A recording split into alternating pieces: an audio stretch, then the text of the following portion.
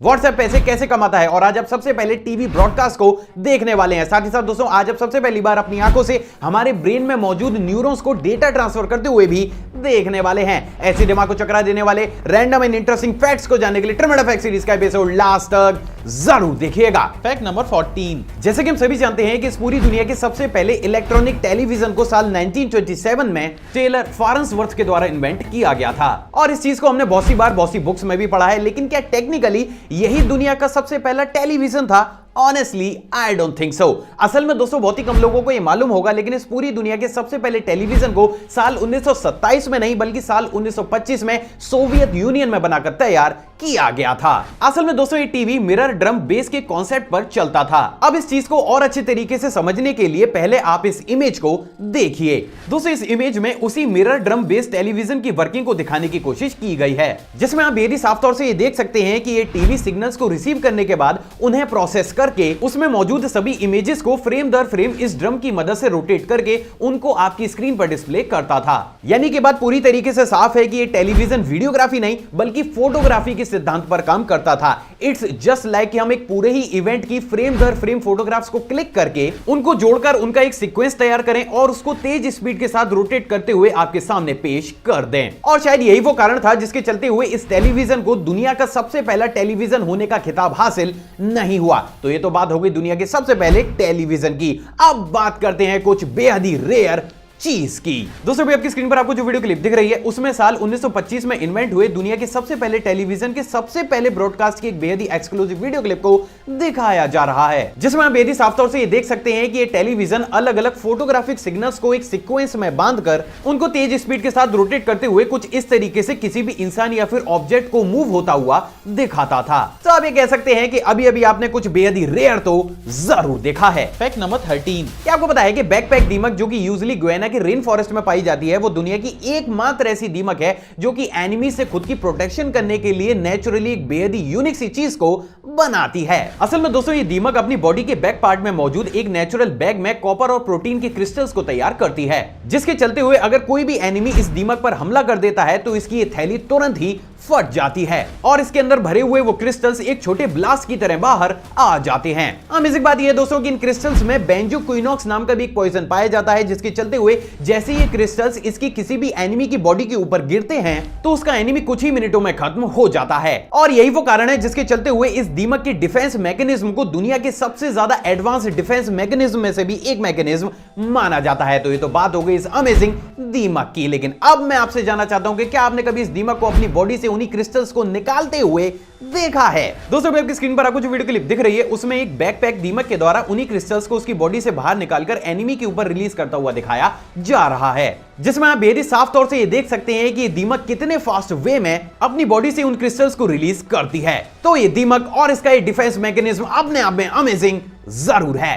Fact number 12। क्या आपको बताया कि वोल्वो कार्स को दुनिया की सबसे ज्यादा सेफ कार्स में से भी एक कार माना जाता है, जिसके पीछे का कारण है वोल्वो के द्वारा समय समय पर किए जाने वाले बेहद ही अमेजिंग और यूनिक से सेफ्टी टेस्ट। असल में दोस्तों बहुत ही कम लोगों को यह मालूम होगा, लेकिन वोल्वो समय समय पर अपनी ऑलमोस्ट सभी कार के मॉडल्स को 30 मीटर की ऊंचाई से कुछ इस तरीके से नीचे की तरफ छोड़कर उनकी बिल्ड क्वालिटी और उनको अलग अलग तरीके से मेजर करती है। और यही वो कारण है जिसके चलते हुए 30 मीटर कार ड्रॉप टेस्ट को वोल्वो के द्वारा ही इस पूरी दुनिया के सामने इंट्रोड्यूस भी किया गया था। तो ये तो बात हो गई वोल्वो के इस अमेजिंग टेस्ट की। अब मैं आपसे जानना चाहता हूं कि क्या आपने इस पूरी दुनिया के सबसे पहले 30 मीटर कार ड्रॉप टेस्ट को अपनी आंखों से देखा है? दोस्तों भी आपकी स्क्रीन पर आपको जो टेस्ट दिख रहा है उसको इस पूरी दुनिया का सबसे पहला कार ड्रॉप टेस्ट माना जाता है, जिसको कि साल 1980 में वोल्वो के द्वारा यूएसए में कंडक्ट किया गया था। तो आप ये कह सकते हैं कि अभी अभी आपने इस पूरी दुनिया के सबसे पहले कार ड्रॉप टेस्ट को अपनी आंखों से देखा है। Fact number 11। जैसे कि हम सभी जानते हैं कि हमारे ब्रेन में बहुत बड़ी तादाद में न्यूरॉन्स बनते भी हैं और खत्म भी होते हैं। बेसिकली न्यूरॉन्स हमारे ब्रेन की प्रोसेसिंग और डेवलपमेंट के लिए काफी ज्यादा जरूरी होते हैं, क्योंकि न्यूरॉन्स ही हमारे ब्रेन में सिग्नल्स को एक जगह से दूसरी जगह ट्रांसफर करते हैं। लेकिन क्या आपको पता है कि एक टाइम पीरियड के बाद हमारे ब्रेन में मौजूद पुराने न्यूरॉन्स का खत्म होना भी काफी ज्यादा जरूरी होता है, क्योंकि दोस्तों उनकी वर्किंग एफिशिएंसी उस टाइम पीरियड तक काफी ज्यादा कम हो चुकी होती है। लेकिन क्या आपने कभी सोचा है कि आखिर हमारे ब्रेन में न्यूरॉन्स को खत्म करने का काम किसका होता है? असल में दोस्तों बहुत ही कम लोगों को ये मालूम होगा, लेकिन कोई भी न्यूरॉन एक टाइम पीरियड के बाद खुद को ही अपने आप खत्म कर लेता है, जिसको कि मेडिकल लैंग्वेज में न्यूरॉन एपोप्टोसिस के नाम से जाना जाता है। तो अब मैं आपसे दो चीजें जानना चाहता हूं। पहला, क्या आपने कभी किसी न्यूरॉन को डेटा ट्रांसफर करते हुए अपनी आंखों से देखा है? एंड सेकंड, क्या आपने किसी न्यूरॉन को खुद को ही खत्म करते हुए भी अपनी आंखों से देखा है? नहीं तो जो नहीं देखा होता वही तो दिखाते हैं हम। चलिए देखते हैं उन बेहद ही दो एक्सक्लूसिव वीडियो क्लिप्स को। दोस्तों आपकी स्क्रीन पर आपको जो वीडियो क्लिप दिख रही है उसमें न्यूरॉन्स की डेटा ट्रांसफरिंग क्वालिटी को फिल्माया गया है, जिसमें आप बेहद ही साफ तौर से ये देख सकते हैं कि एक न्यूरॉन दूसरे न्यूरॉन से अपने आप ही जुड़कर किस तरीके से डेटा को ट्रांसफर करता है। अब दोस्तों बात अगर दूसरी वीडियो क्लिप की जाए तो दोस्तों अभी आपकी स्क्रीन पर एक न्यूरॉन को खत्म होता हुआ दिखाया जा रहा है, जिसमें आप क्लियरली ये देख सकते हैं कि एक टाइम पीरियड के बाद जब न्यूरॉन्स की वर्किंग कैपेसिटी काफी ज्यादा कम हो जाती है तो वो कुछ इस तरीके से अपने आप को ही खुद ब खुद खत्म कर लेते हैं। तो आप ये कह सकते हैं कि अभी अभी आपने आपकी ही बॉडी की दो बेहद ही एक्सक्लूसिव वीडियो क्लिप्स को देखा है।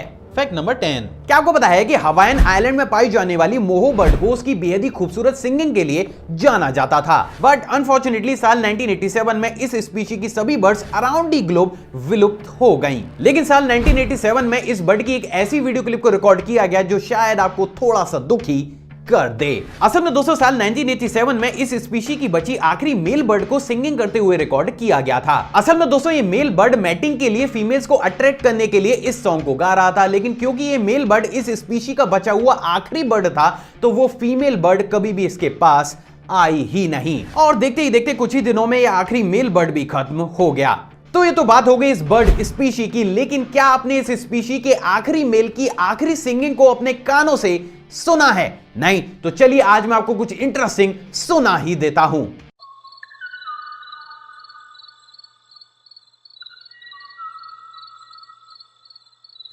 Fact number 9। क्या आपको पता है कि जब अंग्रेज भारत पर रूल करने आए थे तो उस समय दिल्ली में जहरीले कोबरास की तादाद काफी ज्यादा थी, जिसके चलते हुए अंग्रेजों को भारत में रहने और बिजनेस करने में काफी ज्यादा परेशानी हो रही थी, और यही वो कारण था जिसके चलते हुए अंग्रेजों ने दिल्ली में एक नई पॉलिसी को इंडियंस के सामने इंट्रोड्यूस किया। इस पॉलिसी के तहत जो भी इंडियन कोबरास को पकड़कर ब्रिटिश रूलर्स के हवाले करेगा उनको इनाम की तर्ज पर काफी मोटी धनराशि भी दी जाएगी। अब दोस्तों खुले तर्ज पर अगर इस पॉलिसी को देखा जाए तो इस पॉलिसी के तहत with in 5 to 6 month Delhi और आसपास के इलाकों से कोबरास की संख्या ऑलमोस्ट खत्म हो जानी चाहिए थी, राइट।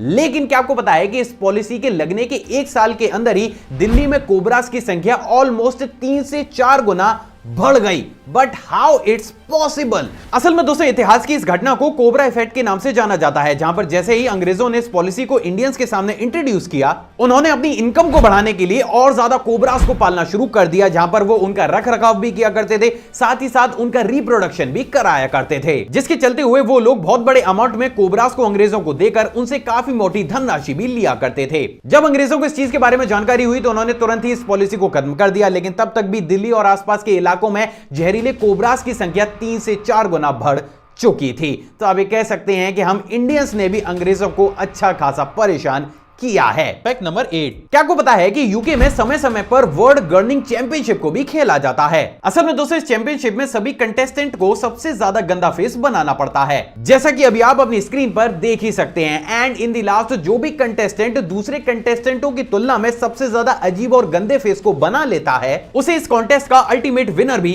माना जाता है। अब यहाँ पर सबसे ज्यादा अमेजिंग बात यह है दोस्तों की ये चैंपियनशिप इतनी ज्यादा फेमस है कि दुनिया भर से लोग सिर्फ इसी चैंपियनशिप में पार्टिसिपेट करने के लिए समय समय पर यूके में जाते हैं। तो इस वीडियो को पॉज करके आप कमेंट करके जरूर बताइएगा कि अगर इस चीज को इंडिया में इंट्रोड्यूस किया जाए तो यहां पर इस कंपटीशन का क्या हाल होगा। Fact number 7। जैसा कि हम सभी जानते हैं कि प्रेजेंट डेट में जब भी हम अपनी शेविंग को बनवाने के लिए किसी भी बार्बर की शॉप पर जाते हैं तो हमें घंटों अपनी टर्न आने का इंतजार करना पड़ता है। लेकिन क्या आपको पता है कि ये प्रॉब्लम अभी हाल ही की नहीं बल्कि काफी ज्यादा पुरानी है, और यही वो कारण था जिसके चलते हुए बहुत ही कम लोगों को ये मालूम होगा, लेकिन इतिहास में एक बेहद ही छोटे टाइम पीरियड के लिए ग्रुप शेविंग मशीन को भी बनाकर तैयार किया गया था।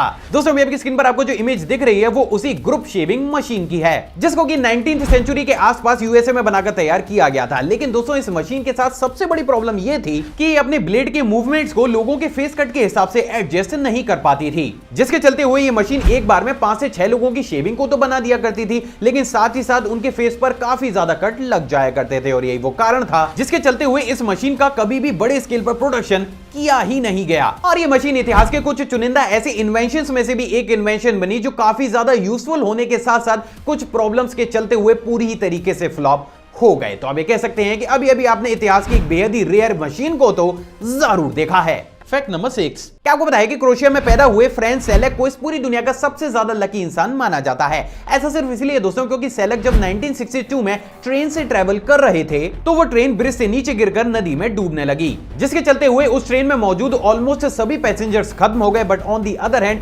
फ्रैन उस ट्रेन से बाहर आकर तैरते हुए पानी की ऊपरी सतह तक पहुंच गए। इसके बाद इन्होंने साल 1963 में सबसे पहली बार हवाई यात्रा की, लेकिन उस यात्रा के दौरान कुछ इश्यूज के चलते हुए प्लेन का दरवाजा बीच एयर में ही खुल गया और फ्रैन कुछ इस तरीके से प्लेन से बाहर बिना पैराशूट के गिरने लगे। साथ ही साथ इस घटना की वजह से वो प्लेन थोड़ी दूर जाकर क्रैश कर गया, जिसके चलते हुए इस प्लेन में मौजूद पायलट्स, क्रू मेंबर और ऑलमोस्ट सभी पैसेंजर्स खत्म हो गए। But on the other hand फ्रेन एक भूसे के ढेर पर गिर गए, जिसके चलते हुए इनकी जान बच गई। इसके बाद साल 1966 में फ्रेन बस से ट्रेवल कर रहे थे, जिसके चलते हुए वो बस भी पानी के अंदर गिर गई और फ्रेन ने एक बार फिर से बस से बाहर निकलकर पानी में तैरते हुए अपनी जान को बचा लिया। और इसी तरीके से आगे चलते हुए एक बार बस से कुचले जाने, 2 बार कार में आग लग जाने और पिकनिक मनाते समय कार का पहाड़ी से गिरते समय पेड़ को सही टाइम पर पकड़े जाने की वजह से उनकी जान बार बार बच गई। और एक वो कारण है जिसके चलते हुए दुनिया के अभी तक के एकमात्र ऐसे इंसान है जिनकी जान 7 बार 7 अलग अलग इवेंट्स में जाने से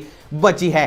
अब आप मुझे कमेंट करके जरूर बताइएगा कि क्या ये दुनिया के सबसे ज्यादा लकी इंसान है या फिर दूसरों के लिए अनलकी। Fact number 5। दोस्तों अगर हमें किसी भी लेटर या फिर डॉक्यूमेंट को कहीं पर भी पोस्ट करना होता है तो हमें उसके ऊपर डिलीवरी एड्रेस को लिखना होता है, राइट। लेकिन क्या आपको पता है कि वेस्ट आइसलैंड के एक नियम के अनुसार अगर आप वहां पर किसी भी डॉक्यूमेंट या फिर मेल को पोस्ट करना चाहते हैं तो आप उस लेटर के ऊपर कुछ इस तरीके से अपने हाथ से एक मैप को ड्रॉ करके भी उसे पोस्ट कर सकते हैं, जिसके बाद पोस्टमैन आपके द्वारा ड्रॉ किए गए मैप को फॉलो करते करते आपके लेटर को सही जगह पर पहुंचा देता है। और यही वो कारण है जिसके चलते हुए वेस्ट आइसलैंड इस पूरी दुनिया का एकमात्र ऐसा कंट्री है जहां पर आप कुछ इस तरीके से लेटर पर अपने हाथ से ही मैप बनाकर उसको पोस्ट कर सकते हैं। Fact number 4। दोस्तों इस सीरीज में समय समय पर मैंने प्रूव करके दिखाया है कि आज तक भी हम इस पृथ्वी पर मौजूद सभी जीवों के बारे में अच्छी तरीके से नहीं जान पाए हैं और उसी का ही जीता जागता एग्जांपल है साल 2018 में रिसर्चर्स के सामने आई फायरवर्क जेलीफिश की एक बेहद ही एक्सक्लूसिव वीडियो क्लिप। असल में दोस्तों इस वीडियो क्लिप को कैलिफोर्निया के करीब समुद्र में 4000 फीट की गहराई पर ओशियन एक्सप्लोरेशन ट्रस्ट के द्वारा रिकॉर्ड किया गया था और यह सबसे पहली बार था जब किसी भी फायरवर्क जेलीफिश को इतने हाई डेफिनेशन में रिकॉर्ड किया गया था। अब दोस्तों यहां पर सबसे ज्यादा अमेजिंग बात यह थी कि अकॉर्डिंग टू दी रिसर्चर्स ये जेलीफिश काफी ज्यादा अंधेरे में भी बहुत तेजी के साथ ग्लो कर रही थी। तो आप ये कह सकते हैं कि अभी अभी आपने कुछ अमेजिंग और रेयर तो जरूर देखा है। Fact number 3। क्या आपको पता है कि इस दुनिया में टॉक्सिक शॉक सिंड्रोम नाम का एक बेहद ही अजीब डिसऑर्डर भी मौजूद है। असल में दोस्तों सिंड्रोम में किसी भी पेशेंट के पाम और सोल पर कुछ इस तरीके के सनबर्न जैसे रैशेस हो जाते हैं। सिर्फ इतना ही नहीं बल्कि वोमिटिंग, लो बीपी और इरिटेशन भी इसी सिंड्रोम के सिम्टम है। असल में दोस्तों ऐसा होता है हमारी बॉडी में बैक्टीरिया के ओवर ग्रोथ होने की वजह से। ज्यादा बड़े तादाद में बने बैक्टीरिया अपने अंदर से टॉक्सिन्स को रिलीज करते हैं जिसकी वजह से हमें कुछ इस तरीके के रैशेस या फिर ये अलग अलग सिम्टम्स देखने को मिलते हैं। अब दोस्तों यहां पर सबसे ज्यादा डराने वाली बात यह है कि या तो ट्रीटमेंट के चलते हुए ये सिंड्रोम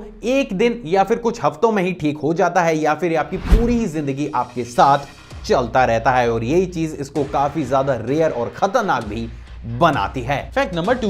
दूसरी वाला फैक्ट करंट अफेयर की टच पर है। क्या आपको पता है कि अभी हाल ही में इटली के एक लग्जरी ब्रांड बोरेनी मिलानेसी ने दुनिया का सबसे महंगा हैंड बैग लॉन्च किया है जिसके अंदर 130 कैरेट के हीरे और सफेद सोने की 10 बटरफ्लाइज को जड़ा गया है। कीमत की बात की जाए दोस्तों तो इस बैग की कीमत इंडियन करेंसी के हिसाब से लगभग 53 करोड़ रुपए के आसपास है। Fact number 1। व्हाट्सएप पैसे कैसे कमाता है। असल में दोस्तों जब 3 मई साल 2009 को व्हाट्सएप को इस पूरी दुनिया के सामने इंट्रोड्यूस किया गया था तब से लेकर आज तक भी व्हाट्सएप पर किसी भी प्रकार के एडवर्टाइजमेंट आपको देखने को नहीं मिलते हैं। लेकिन क्या आपने कभी सोचा है कि आखिर फिर व्हाट्सएप पैसे को कैसे कमाता है। असल में दोस्तों व्हाट्सएप और इसी की जैसी फ्री एप्स आपसे डायरेक्ट नहीं बल्कि इनडायरेक्ट तरीके से कमाती हैं। फॉर एन एग्जांपल जब व्हाट्सएप को साल 2009 में दुनिया के सामने लाया गया था तो यह पहले साल के लिए सबके लिए फ्री था, लेकिन अगर इसको आगे आपको यूज करना था था तो आपको व्हाट्सएप को $1 पर ईयर का पेमेंट देना पड़ता था। अब यहां पर सबसे ज्यादा अमेजिंग बात यह रही दोस्तों कि $1 पर ईयर वाला कॉन्सेप्ट व्हाट्सएप ने कुछ ही सालों में बंद कर दिया। सिर्फ इतना ही नहीं बल्कि जितने दिनों तक व्हाट्सएप $1 पर ईयर लोगों से चार्ज करता था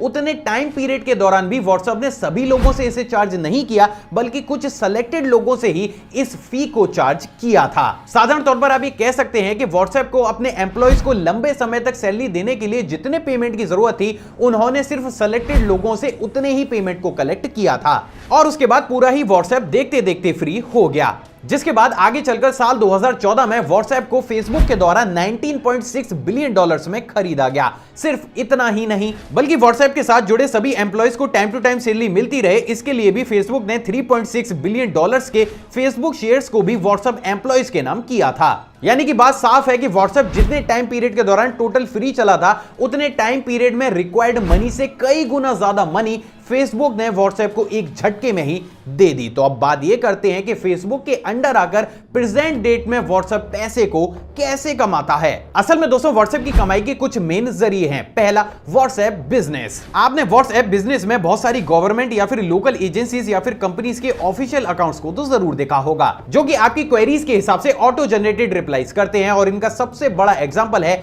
IRCTC।